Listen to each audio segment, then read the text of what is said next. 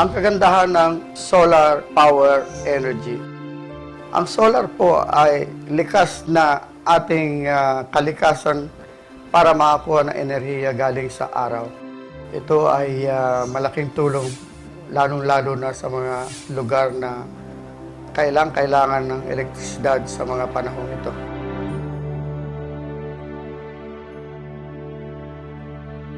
Ang importansya ng isang solar panel ay naaayon sa laki at sukat at ang kapasidad ng isang solar panel.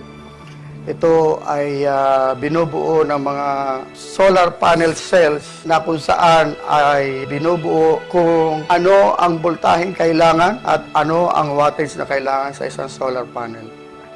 Ang solar energy ay nandiyan lang sa ating paligid.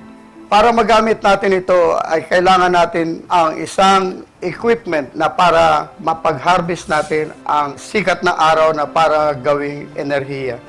Kapag ito ay nakuha na natin sa pamamagitan ng solar panel, ang mga sikat ng araw o radiation galing sa araw ay kino-convert sa isang system para magbigay ng DC volts o direct current voltage na kung saan ay pwede na nating gamitin kuryente na ayon sa DC voltage equipment.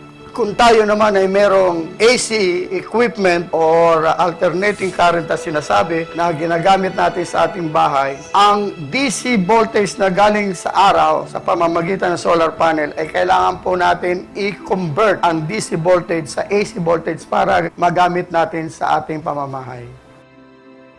Ang renewable energy application o sinasabing walang katapusang enerhiya galing sa kalikasan sa pamamagitan ng araw at ang hangin.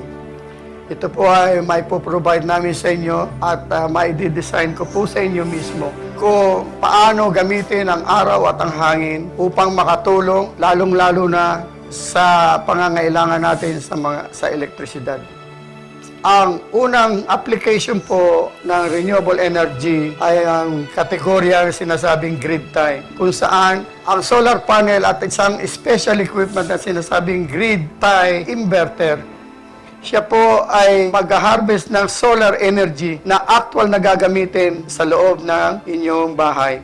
Alinsunod sa kautusan, ang grid tie application po ay isinabatas na sa atin sa Pilipinas na kung saan ay ang isang magmamay-ari ng isang renewable energy na grid tie ay kailangan ipagpaalam sa autoridad para sa kanilang ayuda o tulong para ito magawa sa pamamagitan ng Republic Act 9513 o ang net metering system sa Pilipinas. Ang net metering system po sa Pilipinas ay kung saan ang aplikasyong renewable energy grid tie application po na kung ang produksyon ng iyong enerhiya na sa inyong sistema ay nakakabit sa linyada ng kuryente. Ang sobrang kuryente po na galing sa araw ay direkta po ninyong hindi nagagamit ay pumupunta po o dumadaan po o binabalik po natin sa grid. Lamang po sa ordinaryong metro ng elektrisidad o ang provider ng elektrisidad o kooperatiba o kung sa Maynila, NCR ay Meralco. Siya po ay naire-record natin sa pamamagitan ng reverse metering system kung saan pagka nakakonekta ang grid tie at sobra ang iyong kuryente, malaman mo ang produksyon mo, bumabalik po ang ikot ng metro ng kuryente ninyo. Pero po, meron na po tayong process ngayon po sa pamamagitan po ng Department of Energy kung saan ay aasistihan tayo na tayo ay mabigyan ng net metering system na kung saan ang Meralco o ibang kooperatiba ay inatasan na mag-provide ng mga equipment para sa renewable energy net metering system. Ang net metering system po ay bibigyan tayo ng kasangkapan ng ating power provider para bigyan tayo ng metro kung saan ang dalawang metro po ay bibigay sa inyo. Isa ay pang-import at isa ay pang-export. Meaning, import,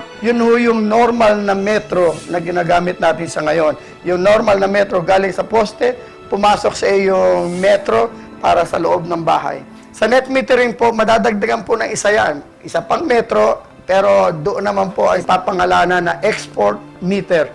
Export po ibig sabihin, kayo ay may sariling produksyon ng elektrisidad galing sa araw o galing sa hangin. na yun ay ilalabas mo papunta sa Meralco o sa grid sa pamamagitan na marerecord yung produksyon na yun, ito dito sa export meter. Yun lang po ang net metering system. Sa Diantel Renewable Energy na kung saan kami po ay handang tumulong at mag-provide ng serbisyo tungkol po sa renewable energy system, in particular solar and wind energy. For more information, you may visit our website diantel.org where you can find renewable energy, and from there you have the option to email us directly.